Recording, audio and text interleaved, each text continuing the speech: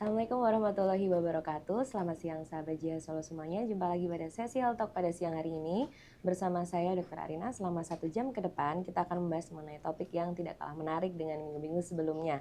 Mengenai kapan harus waspada, kenali gejala awal kanker paru dan penanganannya. Dan telah hadir di studio bersama kami narasumber kita yang tercinta Dr. Novita Eva, spesialis paru konsultan onkologi torak di Rumah Sakit Jia Solo. Selamat siang dok. Selamat siang, Dokter Ini Arina. panasnya membara ya dok ya. Sama seperti kita nih semangat nih membara nih Wah, ngasih luar info biasa. soal kanker paru gitu ya dok ya. Mungkin ada yang sudah tahu sekilas, mungkin ada yang belum begitu tahu beda sama penyakit lainnya. Kan banyak ya dok ya penyakit yang gejalanya mungkin hampir mirip dengan kanker paru gitu ya dok. Nanti kita akan spill kasih info ke sahabat Jaya Solo ya dok ya. Mungkin Siap. mau disapa dulu dok sahabat Jaya Solo dokter. Oke, halo, Assalamualaikum, sahabat JIH Solo. Hari ini kita ketemu lagi dalam Health Talk. Kali ini kita membahas tentang kanker paru ya. Betul. Nanti silahkan untuk sahabat Jaya Solo yang ingin bertanya ke Dr. Novita Eva, tulis di kolom komentar karena 4 orang penanya yang beruntung akan mendapatkan voucher di Healthy Cafe and Catering Rumah Sakit JIH Solo. Nah langsung aja nih dok soal kanker paru dok. Secara definisi tuh kanker paru itu seperti apa sih dokter? Jadi kanker paru itu adalah suatu tumor ganas yang selnya itu berasal dari jaringan paru dan saluran napas. Ganas ya dok, Ganas. kata poinnya kanker tuh ganas gitu, karena memang ada yang jinak gitu juga ya dok ya? Kalau tumor kan ada yang jinak, ada yang ganas. Kalau yang tumor ganas itu adalah kanker. Berarti catatannya adalah kalau kanker itu udah pasti ganas ya dok ya. Nah, kapan seseorang itu diklaim ya dok ya atau didiagnosa dia itu kanker dok berdasarkan poin-poin apa saja dokter? Misalkan dari gejalanya yang bisa dokter Novita Eva sampaikan, mungkin dilanjut dengan pemeriksaan apa gitu. Jadi kalau diagnosis gold standarnya untuk diagnosis kanker otomatis adalah patologi anatomi. Jadi jenis selnya itu ketemu adalah sel ganas. Tapi sebelum sampai ke akhirnya ketemu biopsi jenis sel tentunya banyak jalan yang harus dilalui. Pertama biasanya ada gejalanya.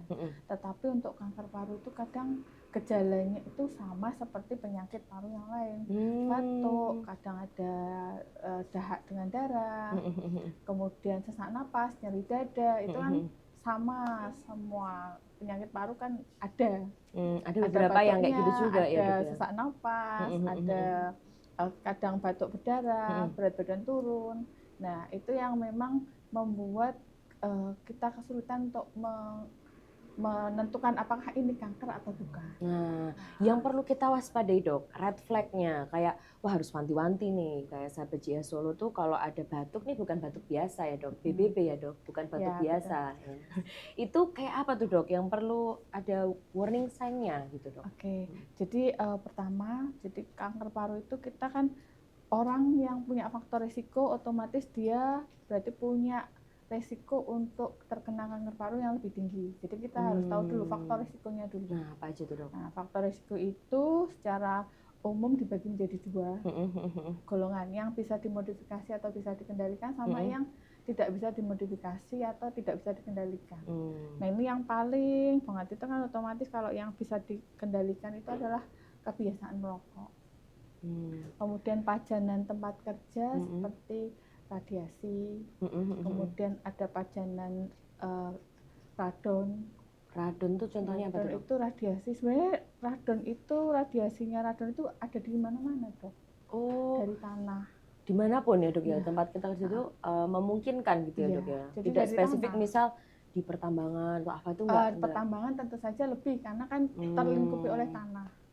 Atau misalkan rumah yang lantainya masih tanah. Itu resikonya lebih tinggi daripada rumah yang udah di keramik atau di semen halus gitu ya. Kemudian ada pajanan asbes, pajanan silika atau silikon. Baik. Itu yang bisa dikendalikan nih dok ya. Yang tidak bisa dikendalikan. Yang tidak bisa dikendalikan otomatis jenis kelamin. Kita nggak bisa memilih jenis kelamin kan. Jenis kelamin laki-laki itu lebih berisiko daripada perempuan. Kenapa tuh dok? pertama terkait sama kebiasaan rokok kemungkinan besar. Oke. Ya, kemudian usia lebih dari 45 tahun sama genetik. Ada Jadi turunan riwayat keluarga. Misal pun agak jauh mbah buyut gitu juga masih mungkin ya dok? Ada darah lah, hubungan darah lah. Jadi ada hubungan darah, entah atau saudara kandung atau anak atau orang tua yang ada riwayat kanker. Mau kanker apapun. Jadi nggak harus kanker paru, tapi tentu saja kanker paru lebih tinggi resikonya daripada yang kanker non yang paru. lain gitu. Terus selain itu apa lagi dok yang perlu diperhatikan nih? Faktor resiko berarti menjadi salah satu poin utama, kita harus lebih menyadari ya dok ya, awareness-nya harus lebih tinggi. Kalau misalkan batuk masih mungkin bukan batuk biasa nih gitu. Yang lainnya dok, gejala lainnya dari kanker paru yang perlu kita highlight gitu ya dok ya. Kalau gejalanya otomatis adalah sama ya, batuk yang diobati nggak sembuh, kemudian sesak napas, nyeri dada yang diobati tapi balik lagi tidak ada perbaikan. Kemudian berat badan turun otomatis. Dalam waktu berapa bulan itu dokter? Mungkin 1 bulan, 1 sampai 3 bulan lah. Berapa kilo kah dok, atau berapa persen range yang disebut nggak aman ini, ada tanda-tanda ke cancer gitu? Lebih dari 10%. Lebih dari 10% dari berat badan awal ya dok ya? Dalam jangka waktu 1 bulan pun. Ada lagi dok? Kemudian itu tadi sebenarnya sudah cukup kuat ya, kebiasaan merokok atau riwayat pajanan, gas zat beracun, kemudian faktor genetik, usia lebih dari 45 tahun dan laki-laki. Kalau ada 2 dari itu sebenarnya kita sudah waspada, harus rutin screening. Check up ya dok ya. Berapa bulan sekali sih dok? Kalau check up-nya kan, kalau dari program pemerintah CKG itu kan 1 tahun sekali. Itu paling enggak ronsen dulu. Itu kalau dengan punya faktor resiko akan menjadi 6 bulan sekali kah atau 1 tahun sekali juga masih oke? Masih oke. Kalau enggak, jadi kalau pada saat diketemukan itu pada saat CKG atau MCU itu nggak ada apa-apa, nggak ada gejala, nggak ada ronsen yang normal, masih bisa. Kalau punya faktor risiko 6 bulan sekali. Tapi kalau tidak ada faktor risiko bisa 1 tahun. Nah, tapi kalau ada sesuatu memang kita harus membuktikan dulu ini mengarahnya ke memang ada ke arah CA atau non CA. Oke. Nah, seperti yang dokter Eva sampaikan tadi kan beberapa faktor resiko orang dengan pekerjaan yang paparan tadi dok ya, asbes, silika. Nah, berarti siapa aja sih dok yang paling rentan atau berisiko dok, maksudnya untuk profesi atau pekerjaan yang dokter Eva sering temui di keseharian itu dok? Ya. Yang paling sering kita temui adalah kelompok pekerja yang bersinggungan langsung dengan tanah, semen, asap.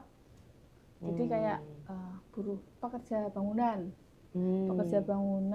kemudian pekerja tambang, apalagi ditambah dia merokok. Tambah merokok ya, tambah itu resikonya ya dok ya. Kalau misal kita sudah menyadari nih dok, oh kita punya faktor resiko yang tinggi nih terkena CA, gitu. Ada gejala juga tadi beberapa warning sign-nya. Kita datang ke dokter Eva, biasanya kita akan disarankan untuk cek pemeriksaan apa aja sih dok untuk mengetahui ini benar nggak sih kanker paru gitu? Pertama CT scan. Scan dada, jadi dilihat di paru itu ada benjolan atau tidak, ada bercak atau tidak. Nanti setelah itu tindakan lanjutnya adalah bronkoskopi atau endoskopi paru. Untuk menilai teropong ya dok ya? Ya, teropong paru. Jadi menilai kondisi dari saluran napas yang di dalam. Bisa juga sekalian biopsi. Oh, yang tadi karena untuk tegaknya harus biopsi tadi ya dok ya? Gold standarnya kan penegakannya harus ada biopsi atau jenis selnya. Kemudian yang selanjutnya adalah biopsi yang pakai jarum dari dinding dada. Kalau yang biopsi dari luar ya dok ya, dari dinding dada dengan yang bronkoskopi itu apakah ada indikasi masing-masing atau seperti apa tuh dokter? Biasanya kita lihat posisi benjolannya atau tumornya. Kalau benjolannya itu ada di tengah dekat dengan saluran nafas dan jauh dari dinding dada, otomatis kita akan lebih memilih ke bronkoskopi. Tapi kalau benjolannya itu di pinggir, kita lebih memilih ke biopsi dari dinding dada. Jadi diposisikannya tuh seperti apa gitu deh, yang gampang untuk mudah untuk diambil jaringannya. Terjangkaunya gitu. Dari mana? Cuman kalau untuk yang bronkoskopi itu apakah juga sebagai terapeutik atau hanya untuk diagnostik sih dok? Jadi untuk biopsi atau bisa juga untuk mengambil gitu dok? Kalau untuk bronkoskopi sendiri bisa juga untuk ngambil, misalkan ternyata benjolan atau tumornya itu berada di dalam saluran nafas. Nah itu pakainya cryo atau Holter itu bisa. Itu bisa juga berarti sekalian ya dok ya, diagnostik maupun di terapinya juga. Oke. Nah tadi dokter Eva sempat singgung mengenai perokok itu menjadi salah satu faktor resiko juga ya dok ya, utamanya ya dok ya. Apakah hanya untuk perokok aktif atau perokok pasif pun bisa dokter? Oh ya, oke, perokok aktif maupun pasif sama-sama berisiko. Tetapi resikonya berbeda. Jadi kalau perokok pasif dulu ya, kita biasanya pasif itu tetap ada resiko sekitar 30%. Jadi seseorang yang di rumahnya ada 1 orang perokok mempunyai resiko untuk terkena kanker paru itu 30% lebih tinggi dibandingkan dengan orang yang di rumahnya itu tidak ada perokok. Kemudian kalau untuk yang perokok aktif sendiri tentu saja jauh lebih tinggi, jadi bisa sampai 1 sampai 2 kali lipat. 100 sampai 200% berarti ya dok ya. Tapi tetap ternyata perokok pasif pun punya resiko ya dok ya. Resiko tetap. Emang kenapa sih dok kalau kita kan nggak ngerokok nih dok, nggak terpapar langsung ya sebat. Kenapa itu menjadi tetap beresiko? Apakah misal dia merokok di satu ruangan, dia akan tetap menetap residunya atau seperti apa sih dok? Sama. Jadi kita bicara tentang kalau dari asap rokok itu pada rokok yang dibakar itu kan ada first hand smoke, second hand smoke, sama third hand smoke. Kalau first hand smoke kan asap yang dihisap oleh perokoknya. Langsung. Kalau yang second hand smoke itu kan asap yang ditimbulkan dari rokok yang dibakar itu tapi yang nggak dihisap. Yang sisa-sisanya. Yang ke udara ya dok ya? Yang ke udara. Kemudian ada third hand smoke adalah asap tadi nempel di sofa, di meja, di baju. Itu tetap ada residunya. Dan itu bisa sampai berbulan-bulan. Oh iya kak dok, meskipun dibersihkan, divakum itu juga tetap? Ya tentu saja beda. Kalau cuma dilap itu belum. Tapi harus divakum, dicuci. Masalahnya nempelnya di mana aja kan kadang nggak kelihatan juga ya dok ya. Berarti ternyata resikonya tuh seperti itu tuh karena menempel dan berbulan-bulan ya dok ya. Meskipun kena sinar matahari itu nggak akan mati ya dok ya, karena dia residu zat ya dok ya. Dan itu tetap punya kans untuk masuk ke paru-paru yang penghirupnya ya. Makanya passive smoker pun juga bisa punya resiko gitu ya. Berarti kalau misalkan nih di rumah bapaknya rokok, bilangnya kan udah jauh-jauh dari anaknya. Merokoknya di luar. Itu kan sering ya. Saya kan merokoknya di luar dok. Atau tapi dia masuk pakai baju yang sama. Atau kulitnya juga ya dok ya, atau rambutnya. Terus dia gendong anaknya. Nah itu bisa. Sama aja ya dok resikonya ya. Bisa sampai 30% soalnya dok ya. Oke. Nah berikutnya dok, kalau tanda awal dok yang mungkin patut kita curiga ya dok. Kadang kan kalau untuk sampai ke posisi cancer atau CA itu kan taunya adalah setelah stadiumnya udah agak lanjut. Jarang taunya tuh baru awal-awal gitu dok. Taunya gimana sih dok? Kan kadang tuh kita kayak gampangin ya, mungkin kayak batuknya alergi tok ini nggak sembuh-sembuh karena cuacanya lagi kurang oke gitu. Ya betul. Jadi kesulitannya kita mendeteksi kanker paru itu ya terutama satu, gejalanya nggak khas. Kemudian begitu dia sudah muncul gejala itu biasanya stadiumnya sudah lanjut. Jadi pada saat sudah ada cancer tapi masih kecil, ukurannya itu kurang dari 3 cm atau kurang dari 1 cm, kemudian letaknya dia nggak nyenggol pembuluh darah, nggak nyenggol saraf, nggak nyenggol saluran napas, itu otomatis nggak ada gejala. Oh pasti nggak ada gejala ya dok ya? Seringkali nggak ada gejala. Makanya waktu awal stadium itu jarang sekali orang itu berobat ya dok ya, karena Betul, karena nggak nggak ngeh. ketemu. Jadi kadang-kadang justru seringkali kanker paru itu diketahui secara insidental. Pertama pada saat MCO. Seringnya apa tuh dok, dokter nemunya pas Seringnya MCO? itu justru sudah ada metas atau penyebaran ke organ yang lain. Karena ada Misalkan keluhan patah lain tulang. gitu ya dok ya? Ya patah tulang, kemudian tulangnya patah padahal nggak jatuh atau cuma ringan aja, tapi tulang paha patah kan harusnya nggak sampai patah. Ya jadi namanya fraktur patologis. Itu kemudian di ronsen dada. Pas di ronsen dada ternyata ada gambaran tumor. Awalnya keluhannya apa, padahal ternyata primernya atau utamanya ada di paru ya dok ya? Itu penjalarannya atau penyebarannya. Dan yang sering lagi adalah seperti gejala stroke. Kalau pas kena udah tulang ya dok ya? Otak. Oh ada juga yang brain metas juga ya dok ya? Brain metas. Jadi ini ada pasien yang datang itu awalnya dikiranya stroke, jadi agak susah ngomong. Dan itu tapi nggak cepet, kalau orang stroke kan tahu-tahu nggak bisa ngomong kan, itu pertamanya agak berat ngomongnya, pelo-pelo gitu. Jadi kayak atropi, gejala stroke yang atropi. Tapi ternyata setelah di scan ada massa di otak. Pada dasarnya seringnya insidental karena keluhan di bagian organ lain ya dok ya? Iya. Dan itu padahal udah metastase otomatis ya, udah stadiumnya lanjut ya dok ya? Berarti segitu pentingnya untuk screening ya dok, MCO ya? Setidaknya untuk kayak ronsen dada gitu ya dok ya? Kalau yang nggak punya faktor risiko ya setahun sekali coba di ronsen. Itu yang versi ekonomi. Sebenarnya kalau yang direkomendasikan adalah CT scan yang tanpa kontras. Lebih detail lagi ya dok ya?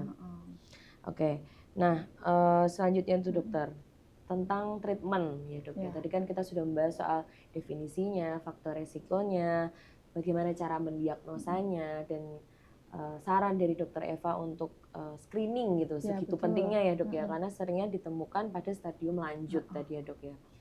Kalau dari dokter Eva misal sudah terdiagnosis nih dok untuk cancer atau kanker paru ini, treatment pilihannya itu seperti apa sih dok? Dan itu indikasinya untuk masing-masing grade itu beda atau seperti apa? Ya, tentu saja untuk pemilihan terapi dari cancer itu tergantung dari satu jenis selnya.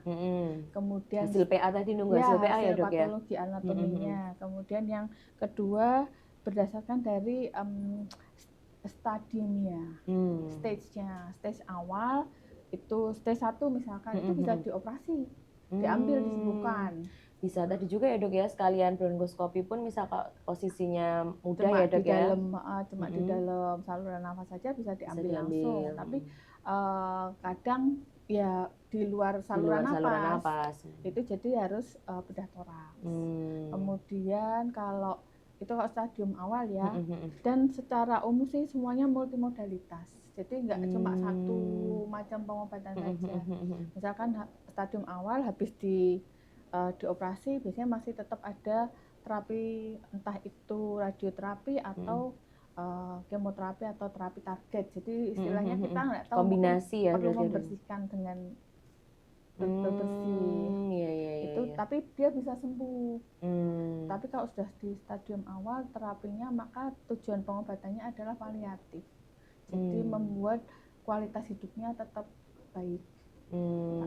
Mencegah penyebaran lebih lanjut, syukur-syukur bisa mengecilkan. Nah kalau bisa kecil kemudian itu akhirnya operable ya dioperasi. Terus berarti bertahap ya dok ya, melihat juga klinis sama perkembangan kansernya gitu ya dok ya. Terus terapi yang selanjutnya yang karena kita sering kali ketemunya udah di stadium lanjut dan nggak mungkin operable ya, andalan kita adalah kemoterapi atau terapi target atau imunoterapi.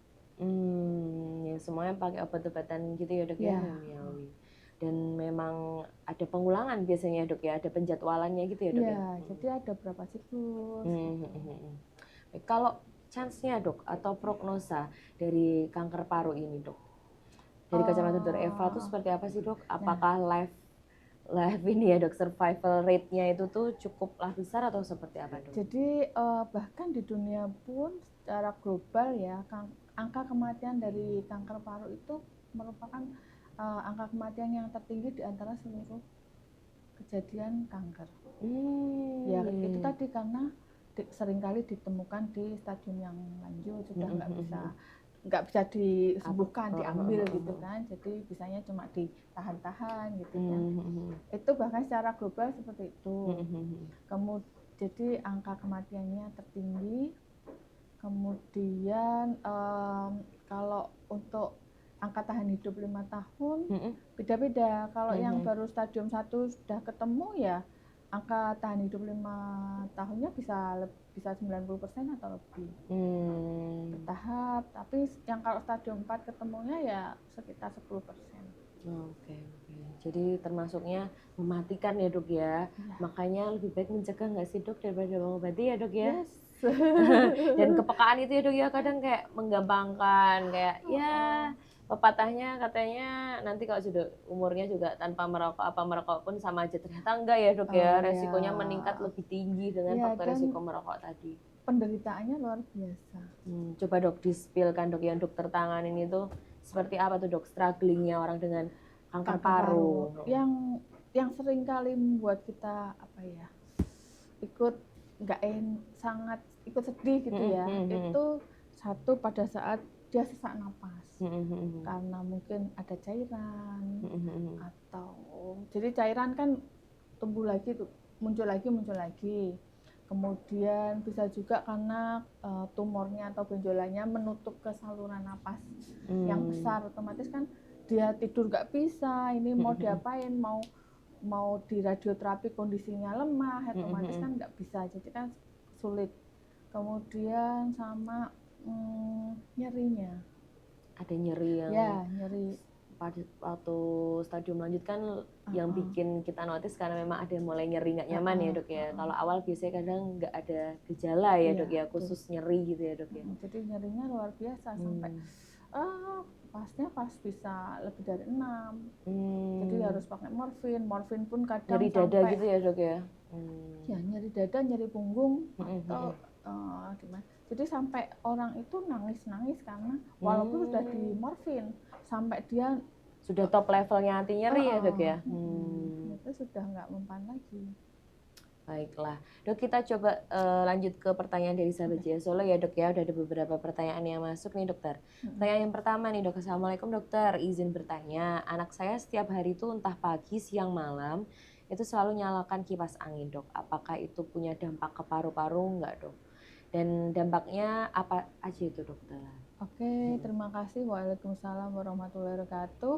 Untuk kipas angin sebenarnya nggak ada efeknya ke paru, kecuali memang misalkan nggak tahan sama dingin atau ruangannya itu kotor. Atau kipasnya yang kotor juga ya dok ya? Atau kipasnya yang kotor, jadi debunya berterbangan. Itu saja sih. Kalau kondisi bersih, si anak itu nggak ada masalah dengan udara dingin, insya Allah nggak apa-apa. Aman-aman aja ya dok ya.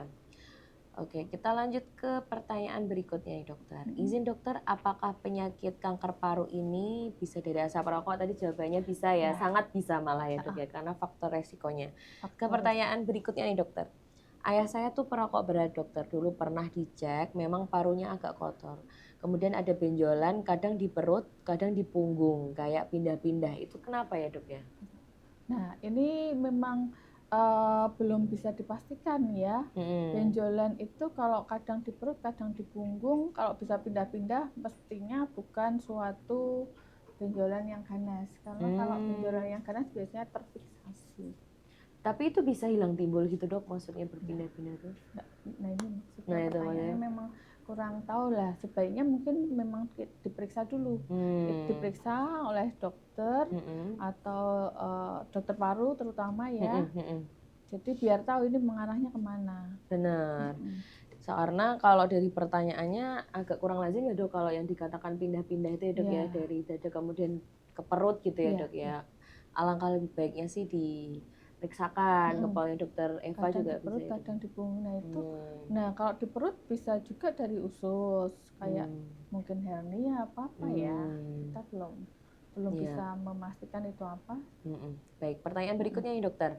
Untuk cara mencuci baju yang terkena asap rokok agar benar-benar bersih dok dari zat residu berbahaya. Karena ayah saya kebetulan merokok dokter.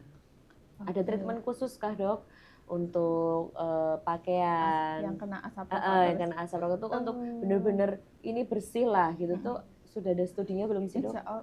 Insya Allah dicuci biasa saja tidak apa-apa.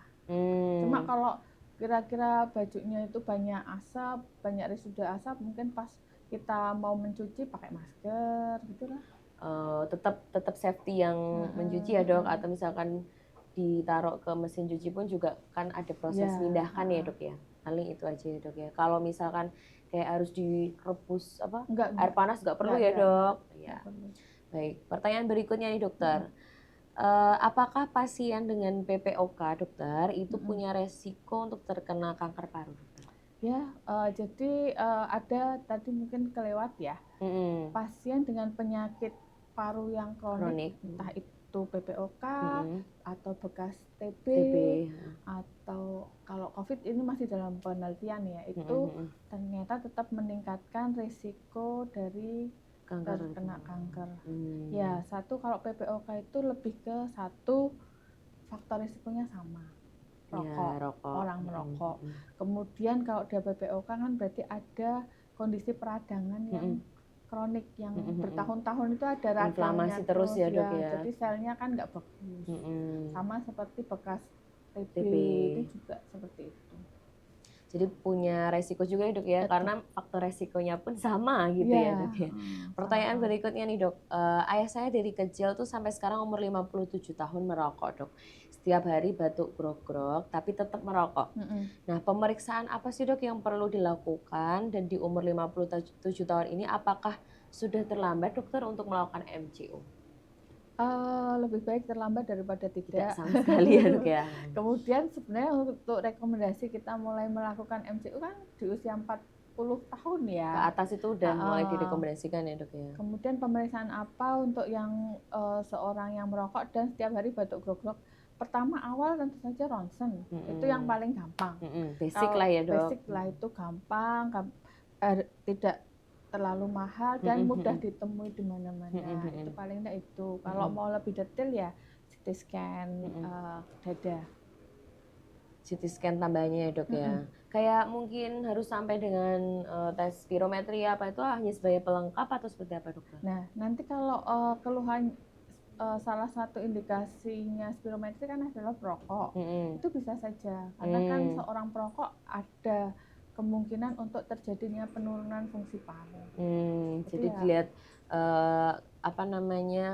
viabilitasnya paru bisa dari spirometri ya dok ya. Nanti tinggal bilang kok CS-nya CIH ya dok ya. Mau screening paru gitu. Nanti pasti udah komplit ya dok ya, akan diarahkan mana aja ya. Paling enggak itu. Kencang suaranya. Pertanyaan berikutnya dokter. Oh iya. Mau tanya dokter, kalau untuk MCO itu jenis apa untuk tahu terkena kanker paru atau tidak? Nah ini yang ditanyakan adalah spesifik kalau untuk screening kanker paru dok. MCO, apakah ya tetap CT scan itu saja atau seperti apa tuh dokter? Yang utama ada lab khusus untuk marker darah atau seperti apa? Jadi sebenarnya kalau marker darah itu tidak terlalu direkomendasikan, tetapi yang pertama jelas CT scan dulu. CT scan. Jadi CT scan, kemudian kalau ada kita curiga ada bercak, curiga benjolan. Nah benjolan itu kan bisa mengarah benar ke kanker atau hanya infeksi saja. Biasanya kita lakukan pemeriksaan fisik, kemudian kita lihat faktor risikonya. Kalau ternyata pasien itu faktor risikonya kecil ke arah kanker, biasanya kita obati dulu secara infeksi. Nanti 2 minggu sampai 4 minggu kita evaluasi. Ya. Oh iya. Jadi nanti tetap dalam evaluasi dokter paru ya dok ya, ada baiknya ya dok ya. Jadi tidak hanya untuk sekedar MCO tapi tetap dievaluasikan gitu ya dok ya, untuk diperiksakan lebih lanjut. Baik, pertanyaan berikutnya nih dokter. Untuk orang yang ini dokter terpapar asap kendaraan. Jadi misal pakai motor nih, di jalannya sekarang memang polusinya seperti itu ya dok ya, apalagi kan panas dan polusi makin meningkat. Nah, Ya. itu apakah punya resiko juga dokter, pengendara motor itu juga kena paparan asap dari kendaraan itu dokter? Tetap ada resikonya, misalkan seperti petugas lalu lintas, itu tetap ada resikonya. Jadi tetap baiknya pakai masker juga ya Ya, dok ya? pakai masker. Oke, pertanyaan berikutnya dokter. Mohon izin bertanya dok, berapa lama suatu gejala harus berlangsung sebelum kita perlu cek ke dokter? Kapan seseorang disarankan untuk melakukan MCU cancer ini sendiri dokter? Oke, kalau untuk gejala suatu misalnya batuk atau sesak napas, kalau itu lebih dari sebenarnya kalau secara teori 2 minggu, cuma kadang-kadang kita tidak merasa, tahu-tahu sudah 1 bulan. Pernahnya 2 minggu itu berapa, dari kapan gitu ya dok ya? Jadi begitu sudah berobat tapi tidak berbaikan, maka harus segera Langsung aja dievaluasikan ya dok ya? kita cek kapan disarankan untuk melakukan medical check up kanker. Kalau yang disarankan melakukan medical check up kanker ya kalau terutama faktor risiko ada, pasti harus di atas 40 tahun, apalagi laki-laki, resiko faktor genetiknya ada, kemudian kebiasaan untuk merokok atau terpajan sama asap dan gas yang beracun itu ada, ya memang harus segera mungkin gitu ya. Pertanyaan berikutnya nih dokter, kalau orang dengan angin malam, maksudnya tidak pakai jaket dokter, waktu malam nih nggak pakai jaket atau maksudnya baju yang tebal dokter, apakah itu juga ada kaitannya dengan resiko kanker paru dokter? Oke, kalau angin malam itu anginnya enggak, cuma kebiasaan begadang itu yang akan mau meningkatkan kita terkena kanker juga. Kalau lifestyle kita nggak bagus, jadi kanker itu kan terjadi karena di sel kita kan aus, ya. Kemudian di dalam tubuh itu ada proses reparasi yang sel aus.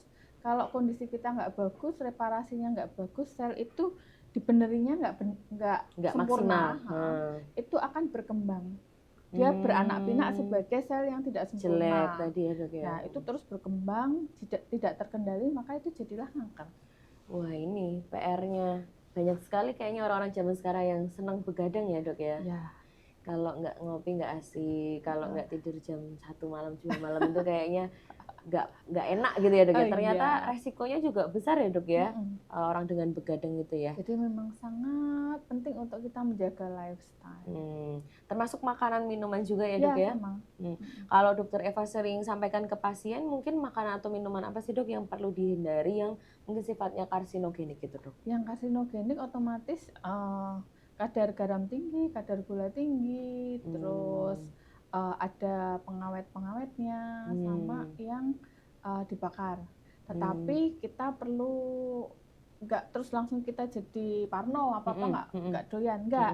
Jadi kebiasaan saja. Jadi ya bisa saja mungkin kita makan keripik gitu, tapi nggak setiap hari makan keripik. Gitu. Jadi kayak secara frekuensinya tuh agak dijarangin gitu ya dok ya.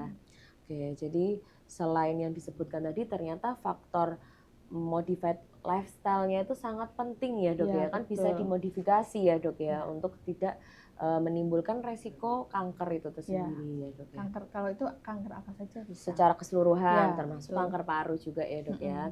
Oke, pertanyaan berikutnya nih dokter, izin bertanya dok, jika di rumah tidak ada yang merokok tetapi saat di luar kita kan nggak bisa kontrol nih ya dok ya, sering kita temui kita lagi makan padahal yang datang kita duluan nih, tiba-tiba segerombolan orang datang merokok di sebelah kita. Nah, itu apakah punya resiko yang besar juga dokter? Misalkan hanya terpapar durasi nggak begitu lama nih dok ketemu perokok itu di luar, itu seperti apa dokter? Jadi kalau kita yang dianggap resiko tinggi tentu saja yang dalam tanda petik setiap hari ketemu, kemudian sehari lebih dari 5 jam. 5 jam ya dok ya. Jadi kalau teman kantor bisa. Oh ya, teman kantor, teman kerja gitu ya dok ya. Kalaupun misal ketemu cuman insidental doang, nggak lebih dari 5 jam harusnya tidak meningkatkan resiko ya dok ya. Tetapi tentu saja kita pentingnya kita menetapkan kawasan bebas asap rokok, sama ini yang boleh untuk merokok memang istilahnya ya orang kan kadang perokok kan nggak bisa dikontrol gitu, tapi harus memang mulai membiasakan diri untuk menghormati orang-orang yang menghormati hak-hak orang yang memilih untuk tidak merokok. Nah, mungkin itu yang masih awareness-nya di situ masih kurang ya dok ya. Kadang egonya juga masih belum bisa dalam kontrol ya dok ya. Istilahnya malah kita nih yang akhirnya mengalah gitu ya daripada ribut gitu ya dok ya. Daripada kita juga, aduh kenapa. Tapi kalau semoga yang mendengar Dokter Novita Eva nih, siapa tahu di sana ada beberapa perokok juga ya dok ya. Mungkin sedikit punya kelegaan hati ya dok ya untuk menghormati orang-orang yang memang punya pilihan untuk tidak merokok tadi, karena harus hak untuk hidup sehat pun juga punya hak orang lain juga ya dok ya. Gitu. Baik, pertanyaan berikutnya nih dokter. Izin bertanya dokter.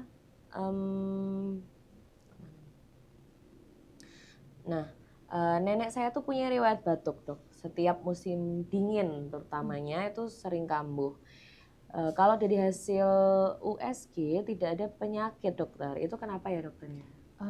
Ronsen mungkin ya dok ya maksudnya. Kalau batuk seringkali kita pemeriksaan pertamanya mengarahnya ke ronsen. Ya jadi belum tahu juga yang tidak ada penyakitnya itu yang seperti apa definisinya kan kita belum tahu ya. Jadi sebaiknya memang coba diajak periksa dulu, kita evaluasi seperti apa. Mungkin bisa membawa hasil pemeriksaan yang lalu nanti kita konsultasi lihat, ya dok sama dokter Eva ya. Kalau karena dingin selalu kambuh tuh biasanya lebih dekat dengan kondisi medis apa sih dokter? Biasanya bisa saja ke asma, tapi banyak orang yang merasa asma, tapi belum pernah ditetapkan oleh dokter, oh kamu sakit asma gitu. Jadi lebih ke self diagnosis ya dok ya. Tapi ternyata bukan asma. Jadi tetap baiknya kontrol periksa ke dokter ya dok ya, untuk dinilai secara objektif gitu ya dok ya. Baik, pertanyaan berikutnya nih dokter, apa saja pertimbangan nih dok dari dokter Eva untuk jenis-jenis kemoterapi pada kanker di stadium 4 dokter? Ya. Ini agak spesifik advance lagi, ya dok ya. Agak spesifik lagi. Jadi kemoterapi kalau saat ini gampangnya kita baginya yang sistemik diinfus sama yang diminum. Diminum tadi yang terapi target ya. Itu tergantung sama jenis selnya. Jadi untuk kanker paru sendiri kan ada beberapa jenis sel, nama kankernya ya. Itu ada kanker paru yang sel kecil sama bukan sel kecil. Nah, lebih banyak bukan sel kecil. Kejadiannya bukan sel kecil ya, kejadiannya. Kemudian dari bukan sel kecil itu ada yang garis besarnya atau 3 besarnya adalah adenokarsinoma, squamous cell karsinoma, dan large cell atau sel besar. Nah, paling banyak itu adenokarsinoma. Jadi sekitar 60% dari kejadian kanker paru itu adalah jenis yang adenokarsinoma. Adenokarsinoma itu saat ini memang perkembangan pengobatannya lebih bagus, jadi terapi target. Karena penelitiannya juga makin berkembang ya dok ya, saking banyaknya kejadian gitu. Jadi kemudian biasanya kalau sudah ketahuan jenis sel itu akan dilanjutkan dengan pemeriksaan biomolekuler. Ada mutasi sel apa, mana obat yang cocok, jadi macam-macam. Mutasi sel pada adenokarsinoma atau yang kanker paru bukan sel kecil itu bisa mutasinya di EGFR, di ALK, di KRAS atau ROS1. Berarti sebelum kemo itu ada ngecek penunjangnya dulu ya dok ya. Nanti dia akan lebih selektif targetnya tuh kemana gitu ya dok ya, untuk penentuan lebih kemoterapinya lagi obat yang bisa diberikan apa. Berarti untuk jenis kemonya itu berdasarkan hasil tadi ya dok ya, pemeriksaan untuk setelah patologi anatomi lanjut ke biomolekulernya. Jadi jenisnya itu mengikuti tadi ya dok ya, dari evaluasi cek biomolekulernya. Baik. Pertanyaan berikutnya nih dokter, untuk CA paru itu jika di ronsen itu apakah pasti akan terlihat benjolan dok? Atau pernahkah dokter menemui nggak begitu kelihatan dok pada ronsen gitu? Ada juga yang tidak kelihatan benjolannya. Satu bisa karena letaknya di belakang jantung misalkan. Jadi ketutupan sama organ jantung. Bisa juga dia datang dengan efusi pleura atau penumpukan cairan di bungkus paru. Jadi yang kelihatan cuma putih semua itu adalah cairan. Nah, di Ketutupan antara cairan itu itu ya. mungkin ada benjolannya yang tidak kelihatan. Atau bisa juga benjolan itu ada di dalam saluran napas atau istilahnya endobronkial. Kalau endobronkial biasanya ronsennya cuma bilangnya bronkitis atau normal. Itu bisa. Terus nanti taunya lebih lanjut ternyata si bronkitis itu ternyata bukan bronkitis, itu seperti apa tuh dokter? Biasanya kan datang periksa, kita lakukan pemeriksaan fisik, biasanya ada suara yang aneh yang enggak harusnya. Kalau misalnya bronkitis itu kita mikirnya asma atau PPOK, itu suaranya kan bisa kanan kiri dari sama. pemeriksaan fisiknya ya dok ya. Tapi kalau ini kok suaranya kok nggak sama. Kok di sini ada ngiknya, ada ngroknya, tapi cuma satu sisi. Dia kita lanjutkan dengan CT scan. Berarti ronsen itu hanya screening ya dok ya. Tetap lebih lanjut itu evaluasi karena pemeriksaan fisik itu sedemikian penting ya dok ya. Apakah perlu lanjut untuk CT scan toraks atau seperti apa? Gitu ya dok ya. Pertanyaan berikutnya nih dokter. Dok, karena ayah sering merokok, otomatis ibu juga sering kena asapnya kan ya dok ya. Nah kadang ibu tuh juga mengeluh batuk-batuk tapi nggak begitu sering. Kadang sampai 2 minggu belum sembuh. Nah itu apakah ibunya juga perlu di screening atau perlu dicekkan dokter? Apa saja dokter yang dicekkan ya? Yang pertama tadi ronsen. Basicnya dulu. Ya, ronsen dulu, kita lihat ada ke arah mana. Apakah perlu lanjut CT scan atau pemeriksaan dahak atau spirometri. Nanti kan kita yang menentukan. Betul. Atau bronkoskopi atau endoskopi paru. Basicnya ronsen dulu, habis itu bawa ke dokter paru untuk dievaluasi lebih lanjut gitu ya dok ya. Pertanyaan berikutnya dokter, apakah yang memiliki penyakit bawaan seperti asma itu punya resiko lebih terkena kanker paru dokter? Kalau PPO kan tadi jelas ya dok ya. Apakah asma itu juga mempunyai resiko yang lebih tinggi untuk kena kanker paru dokter? Yang pertama harus diketahui adalah apakah betul asma. Kemudian usianya berapa? Ya, itu. Jadi kita menentukan dulu benar ini asma atau tidak. Kemudian kalau memang benar sudah asma, kalau untuk asma sendiri tidak resiko untuk terjadinya kanker paru tidak tinggi. Kalau murni asma. Kalau benar asma ya dok ya. Jangan-jangan mungkin benar asma tapi juga ada genetik kanker di keluarganya, itu kan juga risikonya jadi tinggi. Makanya penting anamnesis juga ya dok ya. Jadi kalau ke dokter dibilang kok banyak nanya sih dokternya, karena sebegitu penting ya dok ya. Anamnesis kadang itu dibilang nanya mulu kapan diobatinya gitu ya dok ya. Ternyata sedemikian penting untuk menggali faktor resikonya tadi ya dok ya. Jadi harus dipastikan terlebih dahulu. Pertanyaan berikutnya nih dokter, sebagai perokok itu sebagai perokok itu jika sudah punya gejala dokter yang mungkin disebutkan oleh dokter Eva tuh yang perlu dilakukan seperti apa dok? Kalau yang direkomendasikan tadi kan kalau ada faktor risiko dan ada gejala sebenarnya CT scan toraks langsung aja ya dok ya. Baru habis itu konsultasi ke paru gitu ya dok ya untuk lanjutannya. Baik, pertanyaan berikutnya nih dokter, untuk pantangan aktivitas atau makanan pada penderita kanker paru. Jadi ini sudah tegak ada kanker paru. Nah, hal-hal apa saja yang tidak boleh dokter untuk dilakukan secara aktivitas sehari-hari maupun makanan mungkin yang perlu dihindari dokter. Dan olahraga apa yang cocok, yang aman gitu untuk penderita kanker ini dokter? Untuk aktivitas sebenarnya nggak ada pantangan, tapi tentu saja disesuaikan dengan kemampuannya pasien. Toleransi masing-masing ya dok ya. Jadi kalau dia masih bagus, istilahnya performance statusnya itu 0 itu aktivitas biasa, dia nggak ada keluhan ya lakukan saja apapun itu. Mau tetap kerja, mau apa, aktivitas apa masih bisa. Tapi kalau orangnya sudah performance statusnya kurang bagus, dia jalan saja menggaya ya otomatis ya memang harus dikurangi aktivitasnya agar pasien tidak sesak napas. Ya, tujuannya itu ya dok ya. Kalau untuk olahraga dokter? Jenis olahraga yang baik, hampir semua jenis olahraga tetap bagus, tapi tentu saja itu tadi disesuaikan dengan kemampuan. Yang bagus sebenarnya ya renang, sepeda, jalan. Kalau mampu lari ya silakan lari. Oke, jadi untuk olahraga atur nafas juga ya dok ya, seperti olahraga tadi untuk yang berenang gitu ya dok ya, yang disarankan. Boleh.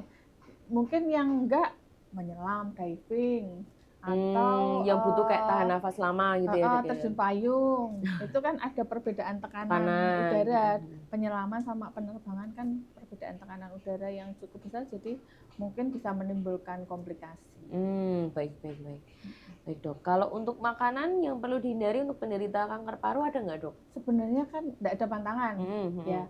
Yang penting makanan bergizi aja. dia bisa makan, itu sudah cukup bagus. Jadi, oh dok nggak boleh daging merah, enggak.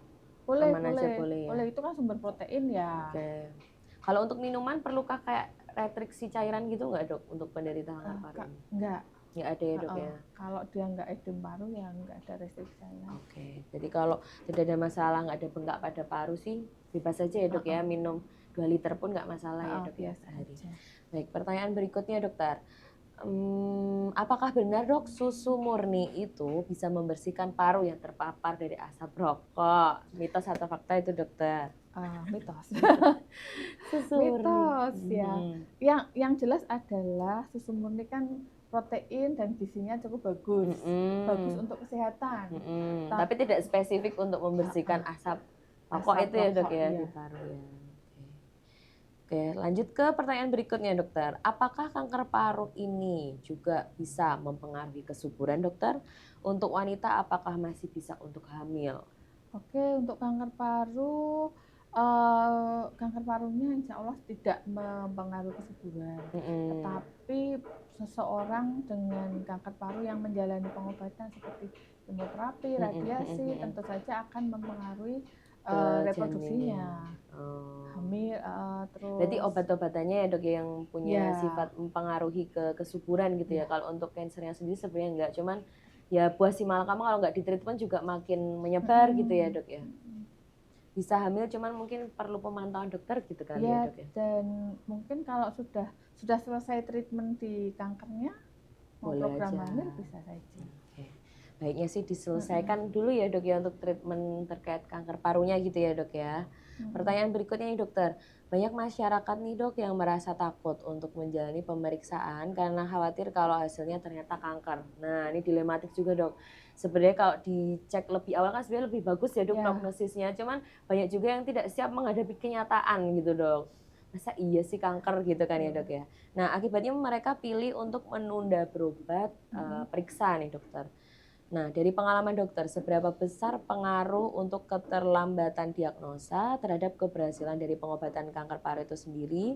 Dan apakah penemuan penyakit ini pada stadium awal itu benar-benar bisa meningkatkan peluang atau prognosis untuk kesembuhan yang paripurna gitu, dokter? Ya, betul sekali. Nah, ini menunda pengobatan atau menunda pemeriksaan memang berpengaruh terhadap stadiumnya. Jadi biasanya kalau menunda lebih dari 1 bulan otomatis stadium mungkin sudah berpindah dari stadium 3 ke stadium 4 sangat mungkin. Tapi memang kalau dari stadium 1 untuk jadi ke stadium 3 atau 4 sebenarnya butuh waktu yang cukup lama. Berapa lama tuh dok? Bisa beberapa bulan, 1 tahun juga bisa. Tapi ya itu tadi, kalau sudah pindah stadium otomatis treatmentnya juga lebih ekstra ya dok ya? Ya, treatmentnya ekstra dan angka kesembuhannya tadi kan makin menurun dan menurun cukup banyak. Dari yang stadium 1 itu angka tahan hidup 5 tahunnya itu 90%-an, tapi stadium 4 cuma 10%. Dari pengalaman dokter Eva, ada nggak dok yang secara insidental ketemu nih kanker paru masih stadium awal dan akhirnya acceptance nih, menerima kalau memang perlu menjalani pengobatan gitu dokter, dan akhirnya benar-benar sembuh dok sebagai survival dari cancer gitu dokter, ada nggak dok? Kalau dari pasien saya kebetulan belum. Jadi selalu ketemu di stadium lanjut.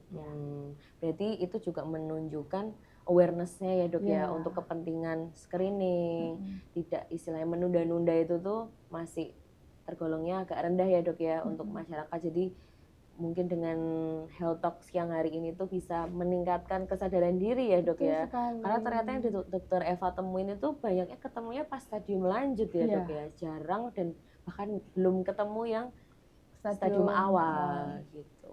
Baik, pertanyaan berikutnya nih dokter. Banyak orang yang beranggapan nih dokter bahwa ketika seseorang itu sudah terdiagnosa kanker paru, harapan hidupnya tuh sangat kecil gitu ya dok, langsung insecure gitu kan ya dok ya, worry-nya tinggi gitu. Nah padahal dengan teknologi kedokteran yang sekarang kan udah makin maju nih dokter. Nah dari dokter Eva sendiri, apakah dengan perkembangan pengobatan kanker paru saat ini itu sangat mungkin untuk meningkatkan harapan hidup dari pasien paru dokter? Oke, jadi tadi sudah saya sampaikan bahwa kanker paru itu adalah salah satu kanker yang paling mematikan, bahkan secara Nomor 1 ya dok ya global tadi? ya. Karena mematikannya itu lebih karena ketemunya di stadium lanjut, stadium 3 atau stadium 4. Jadi kalau kita bisa ditemukan di stadium dini, kemudian bersedia dioperasi bedah toraks, biasanya angka kesembuhannya juga tinggi. Terus untuk saat ini perkembangan teknologi kedokteran memang sudah sangat maju. Jadi opsi untuk pengobatan itu semakin banyak. Jadi nanti dipilih mana yang bisa cocok dengan pasien tersebut. Pada beberapa pasien yang sudah datang dengan stadium lanjut, kemudian dia mulai di treatment pakai kemoterapi atau terapi target, bisa bertahun-tahun dia dalam kondisi sehat. Dia ada kankernya tapi bisa aktivitas. Seenggaknya untuk kehidupan sehari-hari itu bisa menunjang ya dok, lebih nyaman gitu ya dok ya. Nah kalau dari dokter Eva sendiri di Rumah Sakit Jaya Solo ini sudah ada layanan apa aja nih dok untuk treatment kanker paru itu, untuk support apa aja tuh dok? Nah di JIH ini ada dokter PTKV, otomatis kalau kita ketemu di stadium lanjut, stadium awal, insya Allah bisa kita tangani oleh dokter Arif ya. Kemudian kalau untuk stadium lanjut menggunakannya kemoterapi, kemudian terapi target dan imunoterapi, insya Allah nanti bisa. Ada ya dok ya di Jaya Solo. Baik, terima kasih untuk dokter Eva ya dok ya, pemaparannya luar biasa sekali 1 jam ini, dari faktor resikonya, kemudian diagnosanya seperti apa, pemeriksaan dan juga treatmentnya udah cukup lengkap nih ya dokter ya, dan udah menjawab keresahan nih publik CIH ya dok ya tentang kanker paru ini. Ternyata banyak juga dok yang nanya ya dok ya. Oke, dari dokter Eva mungkin ada kesimpulan dokter dari topik kita siang hari ini dokter? Jadi kanker paru adalah salah satu kanker paling mematikan di dunia, sehingga sangat penting kita waspada. Bisa melakukan screening rutin dan deteksi dini, apalagi pada seseorang yang punya faktor risiko. Jangan takut untuk segera melakukan pemeriksaan, karena semakin dini ditemukan, angka kesembuhannya semakin tinggi, survival rate-nya bagus, kemudian terapi yang kita punya sekarang juga sudah mumpuni ya dok ya. Jadi ya segera kalau ada keluhan di paru atau saluran nafas, segera cek saja, jangan ditunda-tunda. Betul, langsung aja appointment ke Poli Dokter Novita Eva ya dok ya. Setiap hari apa, jam berapa dokter? Setiap hari Selasa sore jam 4, jam 16 sampai jam 18.30, dan Sabtu jam 10 sampai jam 12.30. Selasa sore dan Sabtu pagi dokter Eva siap memeriksa ya dok ya, menerima konsultasi lebih lanjut, karena tidak baik untuk self diagnosis dan menunda-nunda ya dok ya, lebih baik dikonsultasikan ke expertnya. Terima kasih untuk dokter Eva pemaparannya. Mohon maaf ya dok ya kalau ada salah-salah kata, mohon maaf juga untuk sahabat Jaya Solo. Apabila mungkin ada pertanyaan yang terlewat, mungkin nanti bisa kita bertemu di sesi Poli Dokter Eva ya dok ya, tanya langsung sama dokter Eva. Terima kasih untuk atensinya dan kebersamaannya.